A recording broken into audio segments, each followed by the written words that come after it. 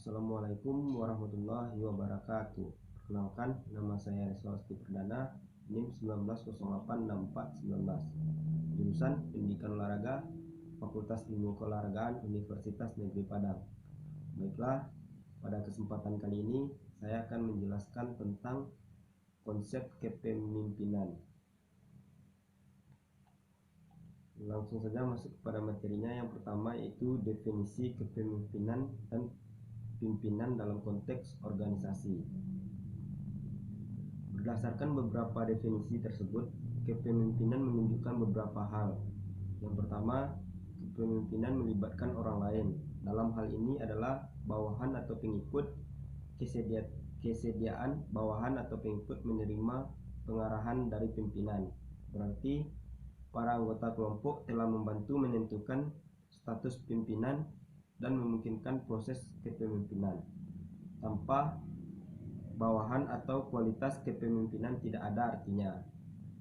Dan yang kedua yaitu kepemimpinan melibatkan distribusi yang tidak merata dari kekuasaan di antara pimpinan dan anggota kelompok. Pemimpin mempunyai wewenang untuk mengarahkan beberapa dari anggota kelompok yang tidak dapat secara serupa mengarahkan kegiatan pemimpin. Namun demikian, anggota kelompok tetap akan mempengaruhi kegiatan ini dalam beberapa cara.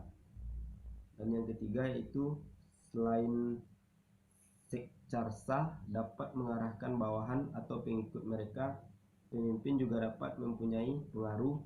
Dengan kata lain, pemimpin tidak hanya dapat mengatakan bahwa bawahan mereka apa yang harus dikerjakan, tapi juga dapat mempengaruhi bagaimana bawahan melaksanakan perintah pemimpin. Mengingat betapa besar dan berat tugas seorang pemimpin, maka seorang pemimpin harus memiliki ciri sebagaimana disampaikan oleh Siagian 1985. Yang pertama yaitu memiliki kondisi fisik yang sehat sesuai dengan tugasnya. Tugas yang berbeda menuntut ciri fisik yang berbeda pula. Misalnya pemimpin yang berkacamata tidak diperkenakan bagi pemimpin di pesawat terbang. Yang kedua, berpengetahuan luas. Pengetahuan yang luas tidak selalu berpendidikan tinggi. Banyak pemimpin yang pendidikannya tinggi tetapi pengetahuannya masih terbatas pada bidangnya saja. Sebaliknya juga ada pemimpin yang pendidikannya tidak tinggi tetapi pengetahuannya luas karena pengalamannya. Dan yang ketiga, mempunyai keyakinan bahwa organisasi akan berhasil mencapai tujuan yang telah ditentukan melalui dan berkat kepemimpinannya. Kepercayaan pada diri sendiri merupakan modal yang sangat besar dan penting artinya bagi seorang pemimpin. Tanpa itu, segala tindakannya akan terlihat ragu. Dan yang keempat, mengetahui dengan jelas sifat hakiki dan kompleksitas dari pada tujuan yang hendak dicapai.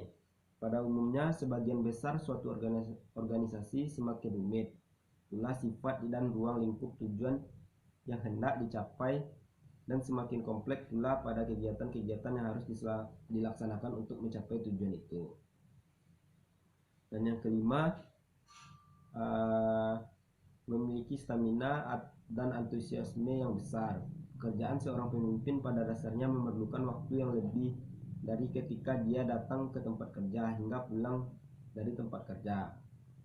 Frustasi yang dihadapi seorang pemimpin jauh lebih besar dibanding dengan anggota kelompoknya.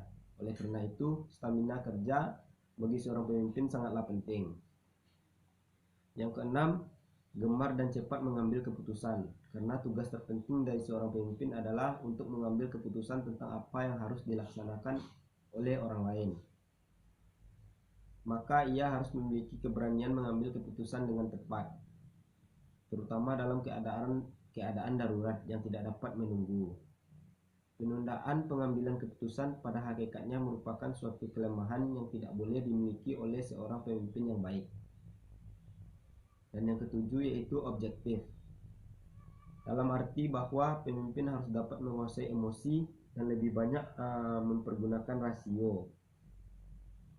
Seorang pemimpin yang emosional akan kehilangan objektivitasnya karena tindakannya tidak didasarkan lagi pada akal sehat, akan tetapi lebih sering didasarkan atas pertimbangannya, baik terhadap seseorang maupun terhadap penggunaan alat-alat yang diperlukan. Yang kedelapan yaitu adil dalam memerlukan bawahan. Dalam hal ini, pemimpin dituntut memperlakukan bawahan atas dasar kapasitas kerja bawahan itu, terlepas dari pandangan-pandangan kedaerahan, kesukaan, kepartaian, ikatan keluarga, dan sebagainya. Adil di sini juga termasuk kesanggupan untuk mengenal atau mengkompensasikan pelaksanaan tugas yang baik oleh bawahan dan kemampuan memberikan koreksi dan bimbingan kepada bawahan yang kurang cakap. Dan yang ke-9, menguasai prinsip-prinsip human realitas. Human realitas sesungguhnya merupakan inti dari kepemimpinan. Oleh karena itu, seseorang pemimpin harus memusatkan perhatian, tindakan, dan kebijaksanaannya pada pembinaan teamwork yang intim dan humoris.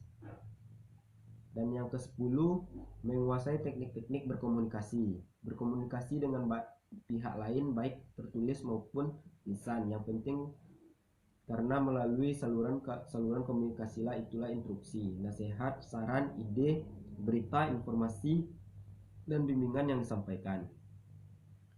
Yang ke-11 yaitu dapat dan mampu bertindak sebagai penasehat, guru, dan kepala terhadap bawahannya tergantung atas situasi dan masalah yang dihadapi. Yang ke-12 yaitu mempunyai gambaran yang menyeluruh tentang semua aspek kegiatan organisasi. Selanjutnya yaitu fungsi-fungsi pemimpin. Fungsi serta peranan pemimpin dalam organisasi perusahaan kerap kali dispesifikasinya berbeda dengan bidang kerja atau organisasi lain. Misalnya organisasi lembaga pendidikan atau rumah sakit yang bergerak bukan untuk mencari keuntungan. Perbedaan ini disebabkan oleh beberapa macam hal, antara lain adalah macam organisasi, situasi sosial dalam organisasi, dan jumlah anggota kelompok. Pendekatan perilaku membahas orientasi dan identifikasi pemimpin. Aspek pertama, pendekatan perilaku kepemimpinan menekan pada fungsi-fungsi yang dilakukan pemimpin dalam kelompoknya agar kelompoknya dapat berjalan dengan efektif. Seseorang harus melaksanakan dua fungsi utama. Yang pertama, fungsi yang berhubungan dengan tugas atau pemecahan masalah, dan yang kedua, fungsi-fungsi pemeliharaan kelompok atau sosial. Fungsi pertama menyangkut pemberian cara penyelesaian informasi dan pendapat. Fungsi kedua mencakup segala sesuatu yang dapat membantu kelompok berjalan lebih lancar, persetujuan dengan kelompok lain, penegakan pendapat, dan sebagainya. Stoner mengatakan bahwa fungsi kepemimpinan adalah agar seorang beroperasi secara efektif. Kelompok memerlukan seorang untuk melakukan dua hal fungsi utama. Yang pertama berhubungan dengan tugas atau pemecahan masalah, dan yang kedua itu memelihara kelompok atau sosial. Hick dan Galet membagi 8 fungsi kepemimpinan. Yang pertama, pemimpin sebagai penengah. Yang kedua yaitu pemimpin sebagai penganjur. Yang ketiga, pemimpin sebagai pemenuhan tujuan. Yang keempat, pemimpin sebagai katalisator. Yang kelima yaitu pemimpin sebagai pemberi jaminan. Yang keenam yaitu pemimpin sebagai yang mewakili. Yang ketujuh, pemimpin sebagai pembangkit semangat. Dan yang kedelapan, pemimpin sebagai pemuji. Fungsi kepemimpinan menurut Siagian yaitu yang pertama, pemimpin sebagai penentu arah, yaitu setiap birokrasi baik di bidang kenegaraan, politik, sosial, dan birokrasi kemasyarakatan dan lainnya. Dan yang kedua itu pimpinan sebagai wakil dan juru bicara birokrasi, yaitu dalam rangka pencapaian tujuan. Tidak ada birokrasi yang bergerak dalam suasana terisolasi. Artinya tidak ada birokrasi yang akan mampu mencapai tujuan tanpa memelihara hubungan yang baik dengan berbagai pihak di luar birokrasi itu sendiri. Yang ketiga, pemimpin sebagai komunikator, yaitu pemeliharaan baik keluar maupun ke dalam dilaksanakan dalam proses komunikasi, baik lisan maupun tulisan. Yang keempat, pemimpin sebagai mediator, sebagai penengah dalam suatu konflik yang mungkin terjadi di dalam birokrasi itu sendiri. Yang kelima, pemimpin sebagai integrator, yaitu merupakan kenyataan kehidupan birokrasi bahwa timbulnya kecenderungan berpikir dan bertindak berkotak-kotak di kalangan para anggota birokrasi dapat diakibatkan oleh sikap positif maupun sikap negatif. Selain fungsi-fungsi tersebut, maka fungsi lain kepemimpinan birokrasi dapat dijelaskan sebagai berikut. Yang pertama itu fungsi perintah. Fungsi kepemimpinan yang bersifat satu arah kepada yang dipimpinnya. Dan yang kedua itu fungsi konsultatif, yaitu fungsi kepemimpinan yang bersifat dua arah kepada yang dipimpinnya meskipun pelaksanaannya sangat tergantung pada pihak yang memimpin.